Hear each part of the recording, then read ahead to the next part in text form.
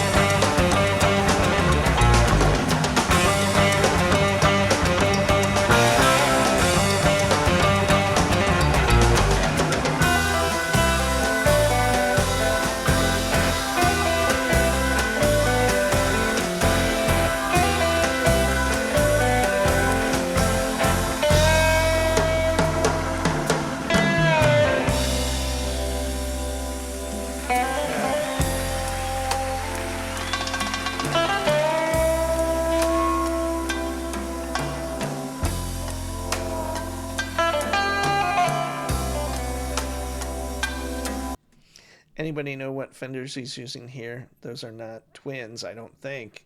They seem to be two, like a square-ish, where twins are kind of long, and I'm assuming there's at least two 12s in those. If not, maybe it's four 10s. I don't know.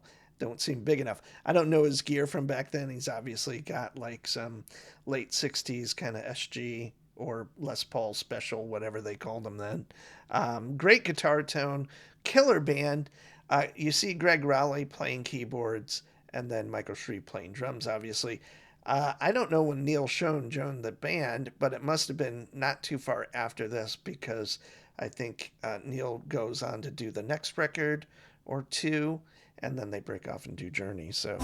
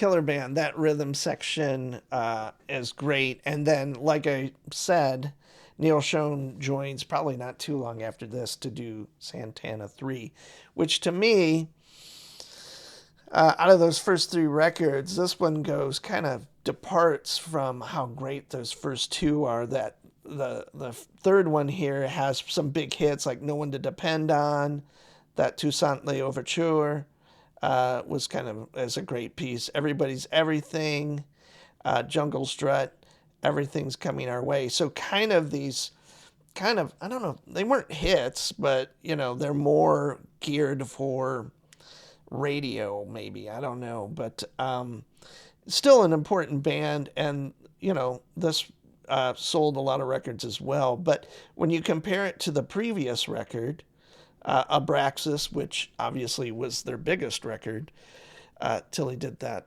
thing with the guys from Matchbox 20 or whatever that was. I don't even remember.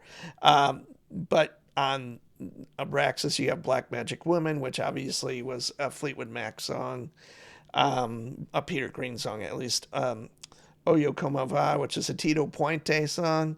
This song is a collaboration with Carlos and someone else. And then Samba Pad Thai is the band. Hope You're Feeling Better is a song that's most like what would be on the third record. The first record has some amazing stuff on it too. And that came out in 69. So these are all 3 years apart. So really quick. And Evil Ways is on the first one. Django is on there. Persuasion and Soul Sacrifice, which a lot of these they played at Woodstock. And this was a huge record too. So anyway, I've always have loved Carlos as far as these first 3, 4 records, Caravanserai, and then of course he did the solo record Love, Surrender, Devotion, or whatever that's called with John McLaughlin.